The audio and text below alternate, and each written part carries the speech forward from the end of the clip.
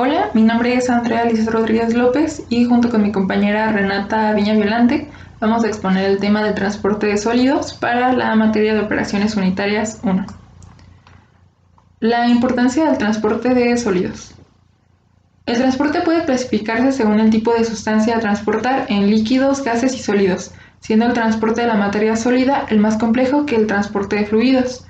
En los procesos, los sólidos pueden presentarse de distintas formas, como grandes piezas angulares, láminas anchas y como partículas fraccionadas o polvorientos. Además pueden ser resistentes o gomosos, blandos o frágiles.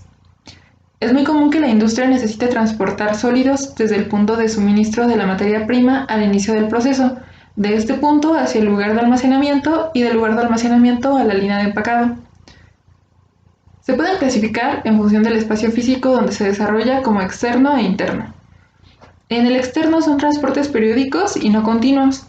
El camión de carga resulta el más práctico y económico para transportar pequeños volúmenes a cortas y medianas distancias, mientras que el ferroviario y navegación marítima resultan convenientes para el transporte de cargas grandes a larga distancia.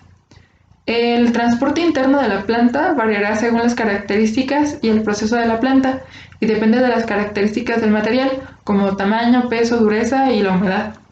De la distancia y dirección del transporte, puede ser vertical, horizontal u oblicuo. Como vemos, el transporte de grandes volúmenes se vuelve más complejo y complicado de llevarse a medida que aumenta el volumen de los sólidos. El transporte de materiales en plantas industriales representa una necesidad cotidiana, ya que la productividad del proceso depende de la optimización del transporte. Es por ello que surge la aparición de distintos equipos que garantizan un traslado dependiendo de las necesidades de la fábrica.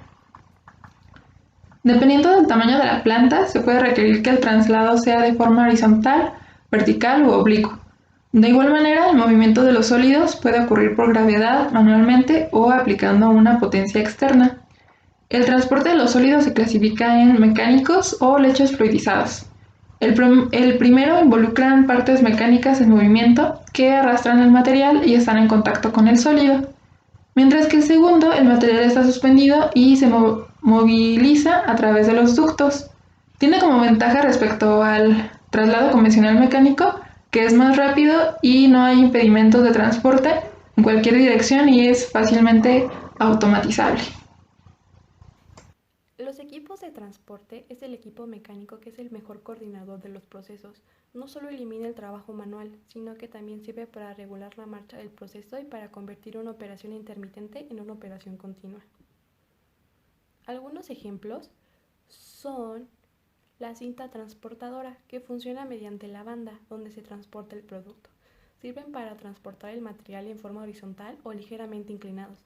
Se emplea para grandes distancias de 30 a 150 metros y es relativamente de bajo costo. La aplicación de este transportador es variada. Se utiliza para transportes de materiales de trozos, como minerales, rocas, carbón, cereales, bultos, etc. Elevador de cangilones. Es el más eficiente para subir ingredientes de forma vertical. Los ingredientes suben dentro de los cangelones y se descargan de la parte superior de manera gravitacional o centrífuga. No se pueden transportar materiales pegajosos o de gran compactación. Es un transporte utilizado para elevar granos, carbón, ceniza, cemento, materiales, rocas y trozos. El transporte hidráulico. Las partículas se transportan en una corriente de agua.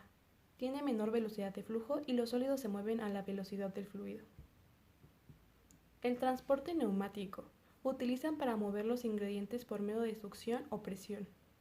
No poseen prácticamente límite de capacidad, tipo, distancia, dirección de producto. Las desventajas es el costo inicial y el filtro del aire. También están los transportes vibratorios, que están formados por una base sólida mediante el movimiento vibratorio transporta a los ingredientes. Las partículas están sujetas a una vibración asimétrica, que es un golpe hacia adelante, se transportan con la superficie, golpes atrás, a una aceleración elevada. Las ventajas de este es que es de fácil limpieza y poco mantenimiento, mínima absorción de interpartícula, mínimo consumo de energías, múltiples puntos de descarga y minimiza la contaminación. Estos son los más conocidos. Se clasifican también por categorías. por manejo de sólidos a granel como fino y flujo fácil, pequeñas porciones, material en trozos. Tiene un manejo de sólidos también unitario, de forma individual integrada, cajas o cajones y tarimas. Los factores para seleccionar el equipo de transportación representa el requisito de capacidad, la distancia, la elevación o levantamiento y las características de material, que pueden ser físicas o químicas.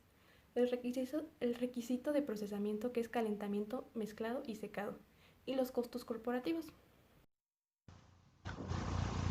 Criterios de diseño y selección de equipo. El traslado de los materiales debe asegurar que las materias primas, el material en proceso y los productos terminados y suministros se desplacen de forma constante de un lugar a otro. Cada operación de determinado proceso requiere materiales y suministros en un punto particular, así que el eficiente manejo de los materiales se asegura que serán entregados en el lugar y momento indicados. La selección de los equipos se realiza una vez que se ha definido el proyecto. Para ello se debe tener claro el objetivo de la planta de trabajo o construcción, que consiste en una evaluación técnica y económica completa, donde se deben tener en cuenta los materiales, equipo y el presupuesto. Para la selección del diseño se debe considerar criterios tales como los costos de inversión. Estos son los gastos realizados para poner en marcha un proyecto, como el alquiler, la maquinaria y el material. La utilidad máxima, que es la capacidad de una empresa de obtener el mayor beneficio y rendimiento en sus operaciones.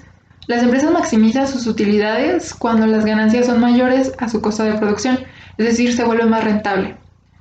Se debe tener en cuenta también el coste total, que es la suma de los costes fijos, el alquiler, la energía y el salario, que no dependen de la cantidad producida, y los costes variables, que se incrementan o disminuyen en función del número de utilidades fabricadas. La máxima utilización del espacio, tanto en superficie como en altura. Entre más funcional y organizado sea el espacio, el proceso será más funcional. La mantenibilidad implica reparar algún daño lo más rápido posible para que el proceso siga en continuo y no haya pérdidas. En cuanto a la selección de equipo de manejo de materiales, se debe tener en cuenta el material a mover, el peso, volumen, tipo y forma del material a cargar. Algunos materiales dependen de más cuidados al ser más frágiles, y en otros el objetivo será hacer la menor cantidad de viajes posibles. El desplazamiento, el mecanismo de carga y descarga, la frecuencia de la ruta y tiempo de entrega. Conforme aumenta la longitud del recorrido hay menos alternativas. La capacidad del transportador y documentación, como trámites aduaneros o transporte de materiales. El almacenamiento, área, volumen del espacio, obstáculos de la planta y estanterías para almacenar varían dependiendo de la planta. En cuanto a los costos, el costo del transporte se debe mantener lo más bajo posible, pues puede llegar a representar hasta un 40% del coste final. Todo lo anterior representa un gasto, además de los gastos adicionales como el inventario. En cuanto a los ejemplos, tenemos algunos ejemplos de lo que hablábamos anteriormente. En la primera y segunda imagen se utilizan bandas como método de transporte, pero las galletas son un alimento más frágil, además que es un proceso casi completamente automatizado, mientras que en la primera imagen se requiere de un personal que elija los alimentos de mejor calidad para empaquetarlos. Por otro lado, en el transporte de queso se requiere de cierta temperatura para que el alimento llegue en buenas condiciones. Estos ejemplos están más enfocados en la industria alimenticia, pero pueden aplicarse para el transporte de cualquier otro sólido.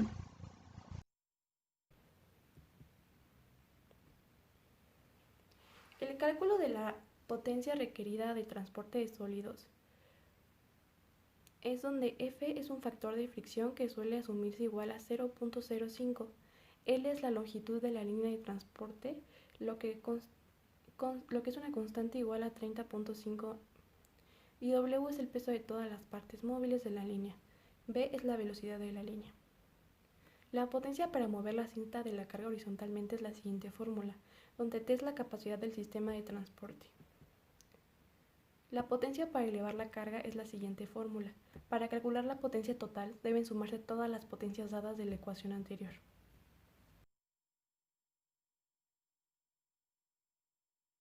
Muchas gracias.